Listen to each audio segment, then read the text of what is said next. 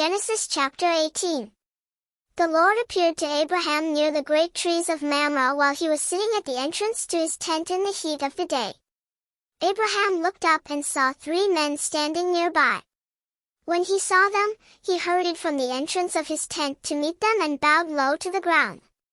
He said, "If I have found favor in your eyes, my Lord, do not pass your servant by.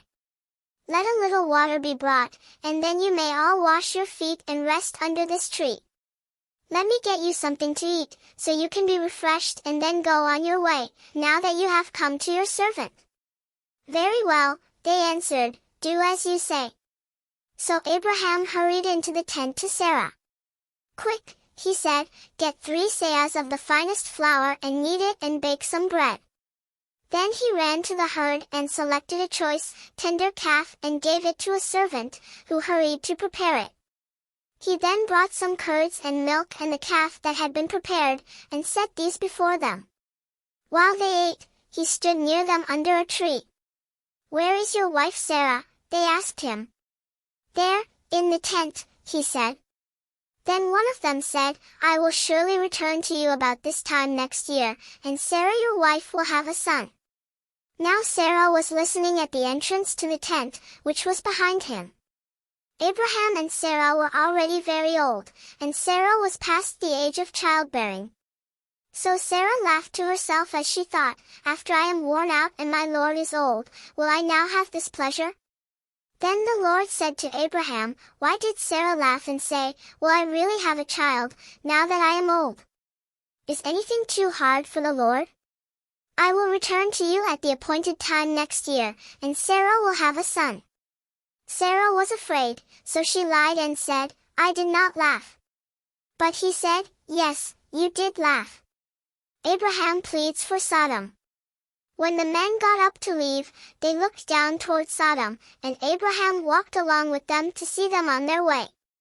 Then the Lord said, "Shall I hide from Abraham what I am about to do?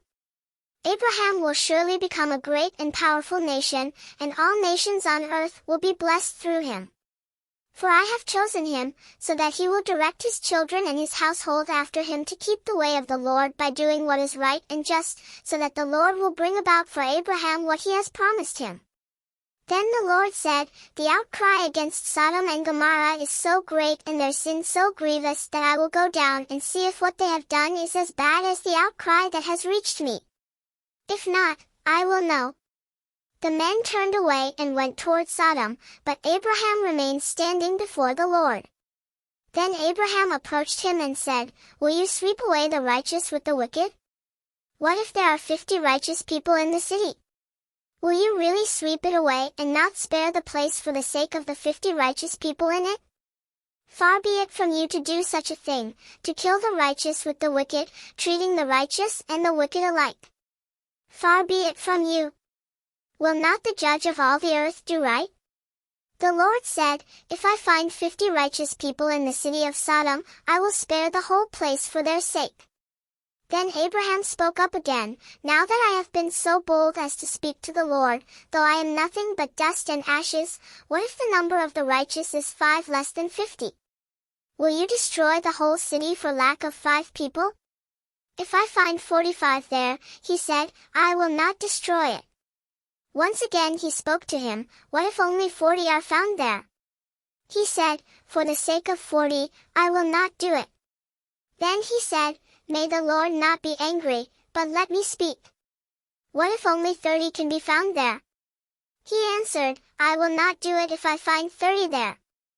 Abraham said, "Now that I have been so bold as to speak to the Lord, what if only 20 can be found there?" He said, "For the sake of 20, I will not destroy it."